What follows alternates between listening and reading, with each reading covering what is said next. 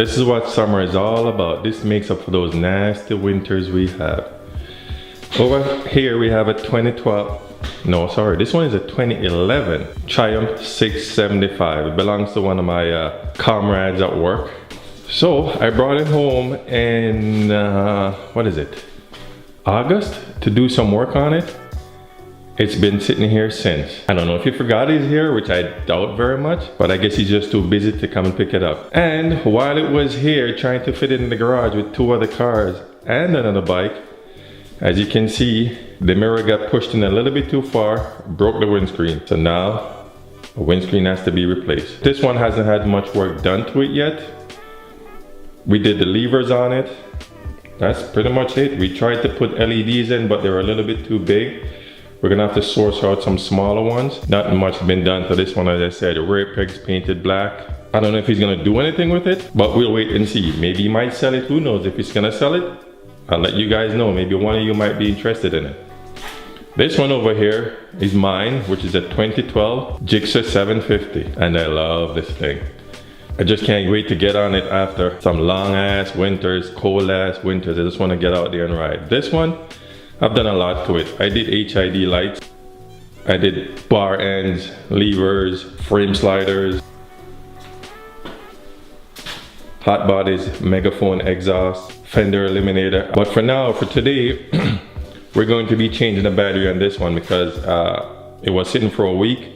The battery died. Tried charging it, it just will not hold charge. So we end up getting a new battery. So I'm gonna get everything ready and get started. So this is all we will need to do it. Just the battery, the 2 screws that come with the battery, and Phillips screwdriver. I had to charge the battery first, and now it's all fully charged. Now we're gonna put it in and see if it starts up.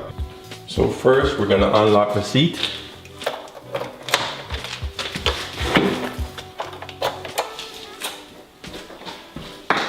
Put it aside. This battery was already disconnected because I tried charging it, so now I'm just gonna remove it.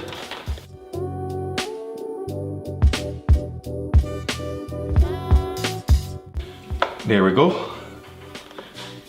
It's the same one that's going in right now. I don't know what's wrong with this one. We're gonna send it back for warranty because it's still under warranty. And now we're gonna get a new battery and put it in.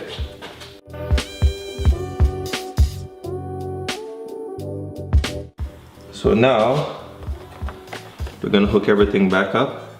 This is the positive side. Oh, I still got the old screws in there. I think this is for its alarm, so we'll hook it back up.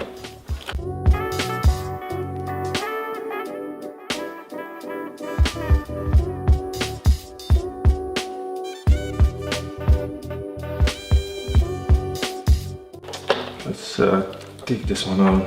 The other one is longer. Not much room at all to work on, so always takes a little bit longer and finesse. Don't try and rush it, just take your time. Might have to do it a few times just to catch the nut underneath. So that's nice and tight. Put the cover back. Now it's time for the negative. Same thing, don't push too hard because you have to catch the nut first.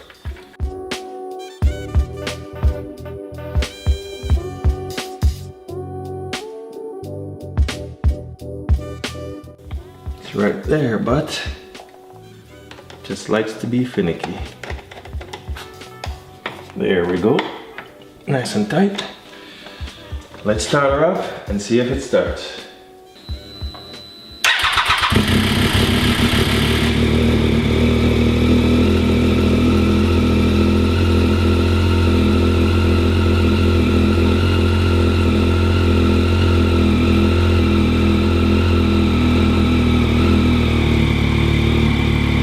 Well, I guess she works.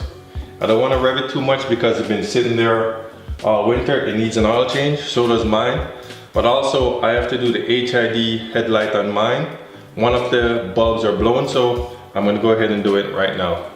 Okay, I'm gonna turn my bike on and we should see that the high beam is out. At night, I love to ride with a high beam. You wanna be seen at all times. As you can see, only the top one is working, the bottom one isn't working. and it makes a big difference at night. I don't know if you can really tell in the video, but that only one's working, but only the top one is working. So I'm gonna go ahead and change out the ballast for the bottom one. Okay, there's the headlight bulb, but I think the bulb is fine because I tried changing the bulb before and it still was out. But there's a ballast down there that we have to remove. And to remove that, we have to take out this panel under here. I know it's hard to focus on that under there, but the panel has some clips like these that you have to remove.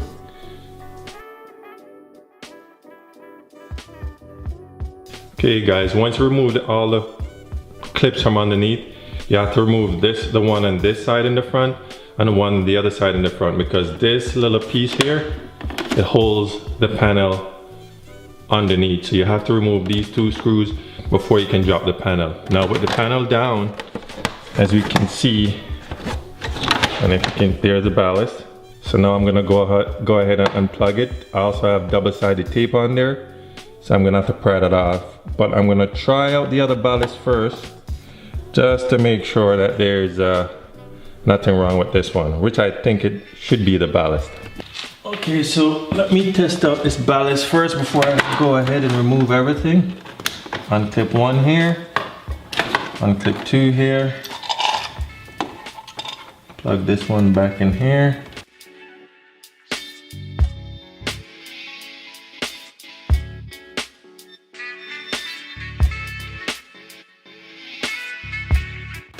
That's it. So let's see if it works. Okay, so the ballast is in, the light is working. Some double-sided tape and stick it back where it belongs. Reinstall everything. That's the pain in the ass part.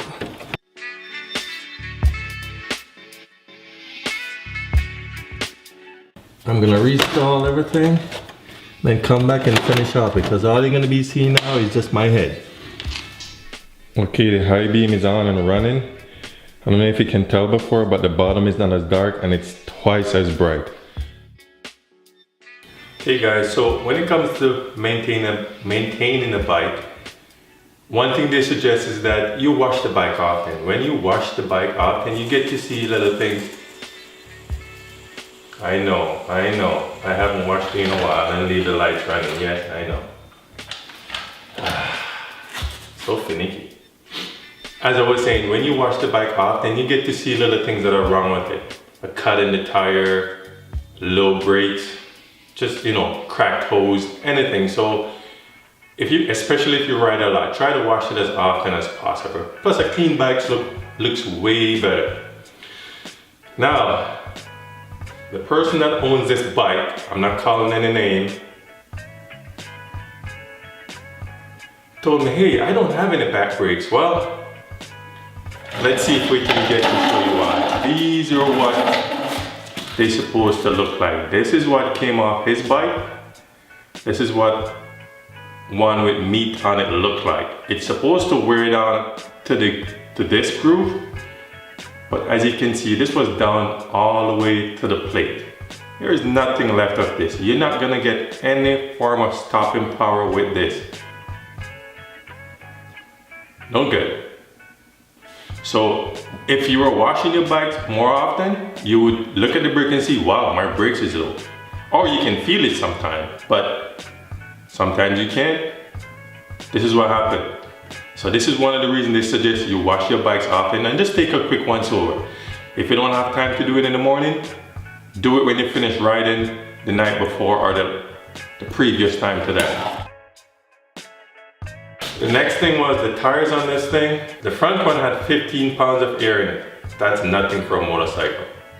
So both sides of the tire were bald, and he had a hard time turning because every time you turn it, it would twitch it back because it wants to go to the round side, not the flat side. Always check the tire pressure on your bike before you go out. In a car, you have a lot of protection around you. This thing, you got nothing but the leather on your back, and he doesn't ride with leather, he rides in a t-shirt. So, like I said, maintenance is quite important. So, the owner for this bike, like I said, I'm not calling any names, but you know who you are. And I love you like a brother. You know, the brother you always keep slapping upside the head, say, hey, didn't I ask you to do something? Yeah, that's him. So, just give your bike a quick wash at least a few times a week. I mean, it's quick and easy. It takes probably 10-15 minutes to wash a bike, if that long. Guys, if you're gonna ride, just ride. When I bought my motorcycle, I didn't even know how to ride. I'd been on a motorcycle once. I sat on it and said, I wouldn't mind having a bike. Next thing I know, there was a bike pulling up in my driveway and I had no bike license. I took it out on the street the next day and I started learning how to ride. But the number one thing I have to say, if you're gonna get a motorcycle, make sure, and I mean make sure you take that 3-day course. It will save your life. I learned a lot of things in that course. Yeah, you might jump on the bike and say, hey, this is easy, but trust me, you need to spend the money and take that course. It is worth it. I didn't want to take it at first, and I said, you know what the hell, I'm gonna take it. And I'm so glad I took it. Yeah, you can jump on and ride, but you also learn a lot of things from this course. And if you're gonna ride, buy a bike. It doesn't have to be a 600, it doesn't have to be a 750, it can be a 250. I was a nutball. I went on about a 750 right away because I know I can control myself. I got a wife and kid I have to come home to. Plus I love my life, but I just wanted something with more power that I never have to upgrade.